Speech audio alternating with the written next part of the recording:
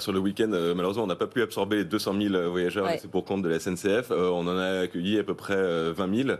Donc on a établi sur un long week-end de vendredi jusqu'à lundi d'environ 100 000 passagers. On sera plus sur du 120 000. Forte demande, est-ce que les tarifs ont également fortement augmenté ? Alors très très forte demande et forte demande assez soudaine liée à l'annonce de la grève.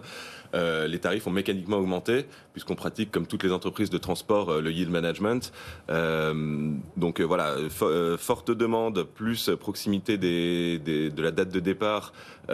Tout ça sur fond de prix de la concurrence font que notre logiciel a mécaniquement fait augmenter les prix.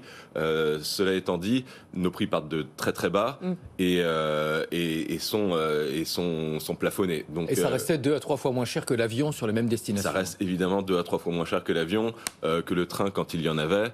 Donc voilà, on reste quand même le moyen de transport le plus abordable pour les Français. Maintenant, évidemment, certains ont pu être surpris de voir des prix beaucoup plus élevés qu'ils ne peuvent trouver en basse saison avec Flixbus. Mais nous pensons quand même que ça reste très, très raisonnable. J'aimerais savoir comment vous gérez ce genre de week-end. Bon, il n'y a pas de grève SNCF le week-end qui arrive, donc vous allez être sur le trafic qui était prévu finalement. Mais un week-end comme celui-là, ça arrive au dernier moment. Comment vous mobilisez plus de bus, plus de flotte et de chauffeurs?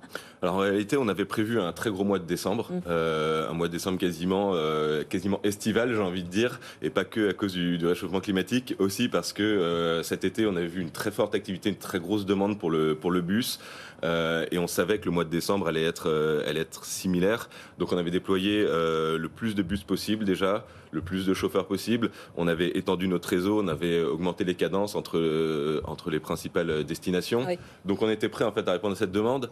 Dès le mois de novembre, on pouvait anticiper déjà ces grèves SNCF. Il y en a eu une début décembre. Il y a eu celle-ci qui était annoncée aussi de longue date. Donc on était prêt en fait. Voilà, peut-être ça demandait un peu plus des reins solides pour nos équipes sur le terrain, en gare ou ceux qui s'occupent un peu de tout le trafic en temps réel.